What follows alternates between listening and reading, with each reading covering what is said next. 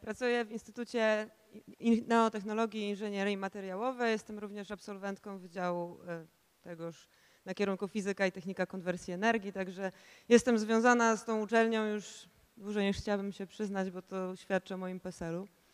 Dzisiaj chciałam wam powiedzieć trochę na temat zagadnień, które mnie bardzo kręcą, nie trochę. Jestem inżynierką materiałową, tym się zajmuję na co dzień, a głównym moim zadaniem, tematem jest wodór, technologie wodorowe, począwszy od produkcji wodoru, poprzez jego transport, aż po jego wykorzystanie. I dzisiaj chciałam was wprowadzić trochę do mojego świata, który by wydawał się bezbarwny. Wodór nie ma barwy teoretycznie, ale okazuje się, że kiedy analizujemy to, co nazywamy ekonomią wodorową, pozyskiwaniem wodoru i wykorzystaniem wodoru jako paliwa, to pojawia nam się cała tęcza różnych możliwości, a i również różnych kolorów wodoru. Dlatego moim tematem dzisiaj jest wszystkie kolory wodoru. Ale podążając za trendami w różnych social mediach, powiem tak. Jestem fizykiem, oczywiście, więc widziałam wszystkie sezony Star Treka, niektóre kilkakrotnie, więc zacznę ten wykład od tekstu Star Treka, czyli The Space, the Final Frontier. Wodór jest wszędzie, jest najbardziej popularnym, można tak powiedzieć, najczęściej występującym pierwiastkiem. Gdyby nie wodór, to nie mielibyśmy tych pięknych gwiazd na nieboskłonie. Gdyby nie wodór, właściwie my byśmy również nie istnieli. Wodór to składnik wody. Każdy z nas wie, że woda to jest H2O i tam siedzi wodór. Gdyby nie wodór, to nie byłoby nic. Wodór jest najważniejszym tak naprawdę składnikiem wszystkiego, co żyje. Więc dlaczego, kiedy ja mówię, że zajmuję się wodorem, to rzucają mi w twarz katastrofę Hindenburga? Ja specjalnie wrzuciłam sobie tutaj datę na ten slajd, żebyście zobaczyli, ile czasu minęło. Ile od tego czasu było wypadków związanych z wybuchem paliw konwencjonalnych, ile było wypadków lotniczych. A pomimo wszystko nikt nie mówi: o Jezu, ty się zajmujesz paliwem lotniczym, to jest takie niebezpieczne. A ja słyszę notorycznie: o Jezu, bo wodór, bo wybuchnie, bo będzie dramat. A tak nie jest. Dlaczego boimy się wodoru?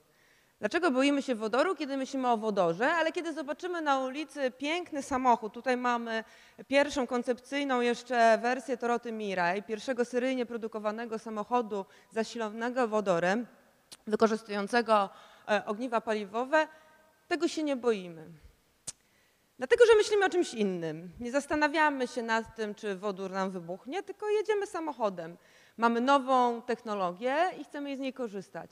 Dlatego też takie firmy jak Toyota inwestują pieniądze w badania i rozwój, tak aby każdy z nas mógł pewnego dnia takim samochodem wodorowym się przejechać albo mieć taki samochód, bądź poruszać się po mieście z autobusem zasilanym wodorem, o czym jeszcze będziemy mówić. Każdy z gdańszczan miał w zeszłym roku bodajże okazję się przejechać. Pierwszy raz był testowany autobus na wodór również u nas w Gdańsku. Także segment automotive to jest wodór. Możemy o tym myśleć. Ja też poza tym, że wola Boga, bo wodór wybuchnie, ludzie się mnie często pytają: a kiedy my pojedziemy tym samochodem wodorowym? W Norwegii już jeżdżą, w Stanach Zjednoczonych również, pewnie niedługo również my. Ale wodór to nie jest tylko segment automotive, to nie tylko są samochody wodorowe. Wodór to jest znacznie więcej. Wodór powinien nam się kojarzyć nie tylko z samochodami, ale również z energetyką.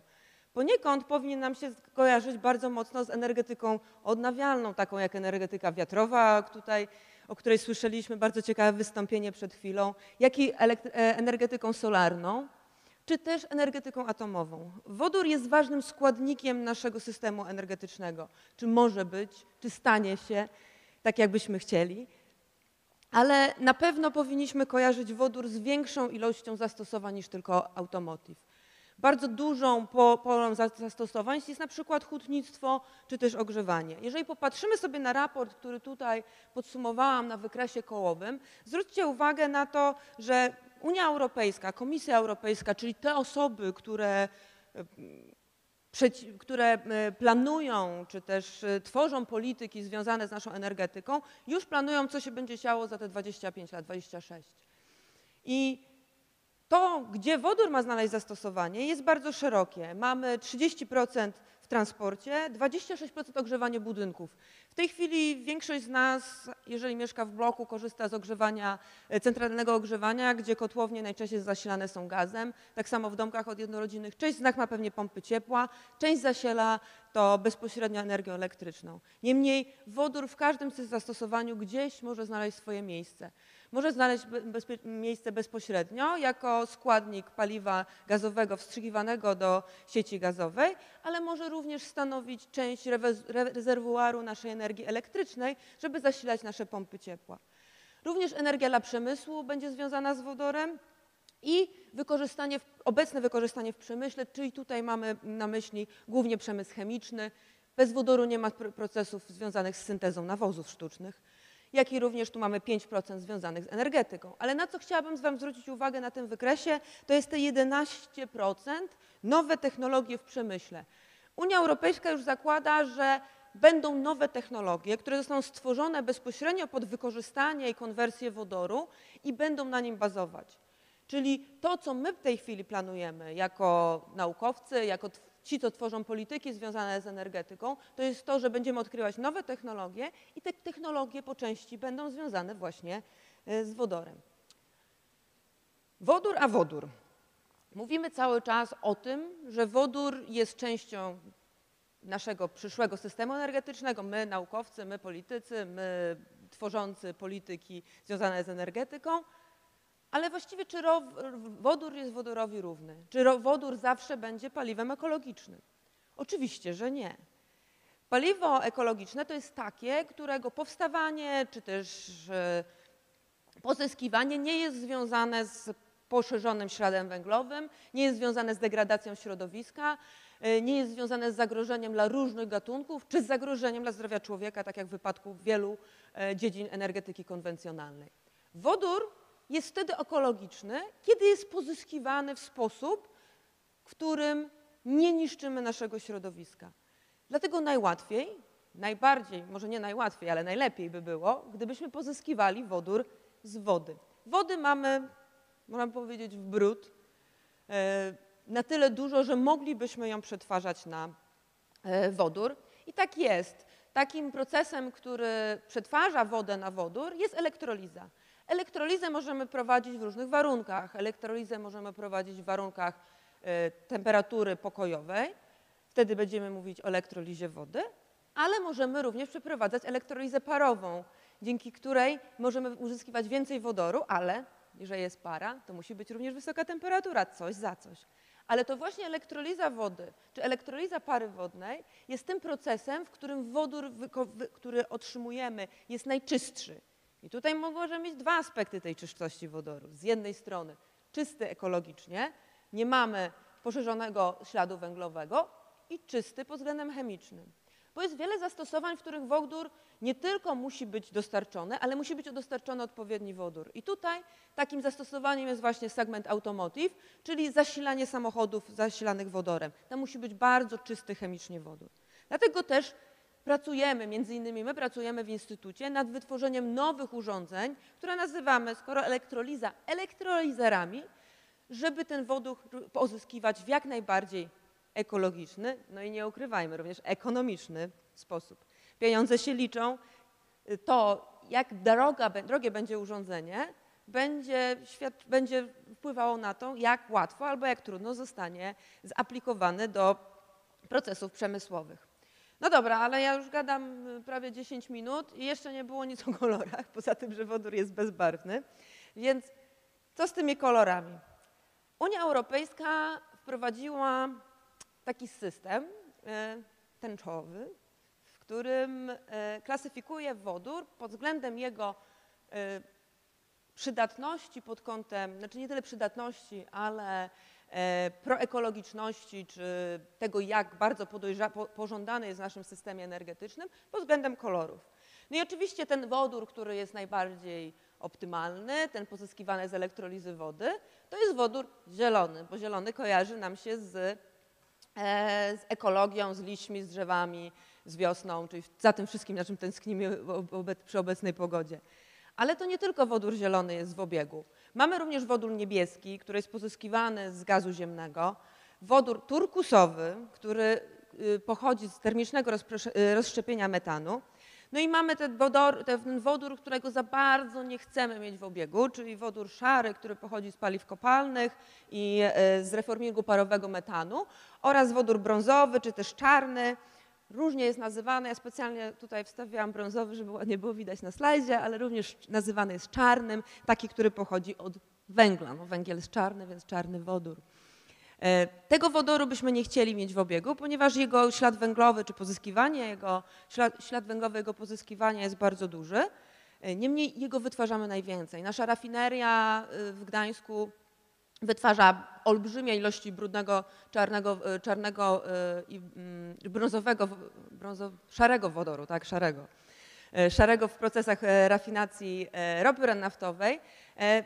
No i teraz to, co możemy robić z tym wodorem, to możemy go oczyszczać. I to jest kolejne wyzwanie dla inżynierii materiałowej, jak tworzyć procesy, w których dochodzi do oczyszczania tego wodoru, żeby on mógł trafić do innych zastosowań. Niemniej on nie będzie ekologiczny, on może być czysty pod względem chemicznym, możemy go zastosować, no ale nic nie zastąpi naszego najpiękniejszego, zielonego wodoru. No ale tęcza idzie dalej. Mamy wodór czerwony, który pochodzi z rozszczepienia wody przy użyciu reaktorów jądrowych, i różowy, który pochodzi z elektrolizy wody, wykorzystującą energię elektryczną pochodzącą z bloków jądrowych. I tutaj wodór może stanowić rezerwuar. Tak? Wiemy, planowana jest budowa elektrowni jądrowej na Pomorzu. Rezerwuarem energii, nadwyżkowej energii produkowanej przez te bloki jądrowe ma być m.in. elektrownia szczytowo-pompowa w Żarnowcu, no ale może postawimy tam elektrolizer. Jak będzie za dużo energii elektrycznej, stworzymy wodór. Wodór będzie zasilać nam naszą sieć gazową. Albo postawimy tam stację paliwową, albo postawimy rurociąg, który przeciągnie nam prosto do Gdańska ten wodór. Sky is the limit. Możemy wykorzystywać tą energię właściwie w nieograniczony sposób, w ten sposób będziemy produkować wodór. I to może dotyczyć zarówno produkcji zielonego wodoru z elektrolizy wody, gdzie energia elektryczna pochodzi ze źródeł odnawialnych, czyli z farm wiatrowych czy farm fotowoltaicznych, albo również z energetyki jądrowej. Możemy również wykorzystać ciepło pochodzące z reaktora i jednocześnie energię elektryczną, i wtedy ten wodór nazywamy wodorem fioletowym. Oczywiście poza tymi kolorami istnieją jeszcze subtelne, różne odcienie dla zastosowań, które są mniej popularne. Niemniej każdy wodór ma jakieś swoje zastosowanie, przy czym z punktu widzenia ekologii, tak jak mówię, powinniśmy go green. Dzięki takiemu wodorowi możemy zdekarbonizować naszą komunikację miejską. Tutaj mamy akurat japońskiej produkcji autobus produkowany przez Toyotę, ale również w Polsce produkowane są autobusy na wodór przez firmę Solaris. Mamy Urbino Hydrogen i one są produkowane już w tej chwili seryjnie, czyli mamy pojazdy. Teraz musimy znaleźć wodór. Czy to jest bezpieczne? Zaczęliśmy tę rozmowę od Hindenburga. Wodór jest bezpieczny. W przypadku zapłonu, jeżeli wycieknie nam paliwo klasyczne, czyli benzyna, to ono nam wycieknie na dół, ono jest cięższe od powietrza, w związku z tym, jeżeli dojdzie do zapłonu, cały samochód nam spłonie, ponieważ wszystko nam się zgromadzi na dole samochodu. W momencie, w którym będziemy mieć dziurę w baku wodorowym i pójdzie iskra, ze względu na to, że wodór jest lżejszy do powietrza, pojawi nam się taka świeczka, wszystko nam pójdzie do góry. Poza tym my inżynierowie, czy wy przyszli inżynierowie, pracujemy nad tym, żeby te zbiorniki były jak najbardziej bezpieczne, żeby wytrzymywały wysokie ciśnienie i ewentualnie wszelkiego rodzaju uderzenia. Ale wodór, tak jak mówiliśmy, nie musi być tylko i wyłącznie wykorzystywany do zasilania czegoś. Może stanowić magazyn energii. I ta koncepcja power to gas jest jedną z najważniejszych sposobów wykorzystania wodoru. Czy też wodoru jako rezerwuaru energii, czy też z energetyki wiatrowej, słonecznej, czy też jądrowej. I jeżeli popatrzymy sobie na nasz układ tego, gdzie może być wykorzystywany wodór, to Sky is the limit, wszędzie. Przemysł chemiczny, przemysł hutniczy, sekcja automotive, ogrzewanie budynków, zasilanie budynków i wodór się bardzo dobrze wpisuje w nasz bilanс energetyczny i w naszą sieć energetyczną, więc wodoru nie należy się bać. Wodór jest przyszłością. My nad tym pracujemy, żeby jak najlepsze materiały dla tego wodoru wytwarzać i projektować, żebyśmy przeszli z gospodarki, w której w tej chwili tkwimy, czyli gospodarki ropy naftowej i węgla i gazu ziemnego, do gospodarki wodorowej.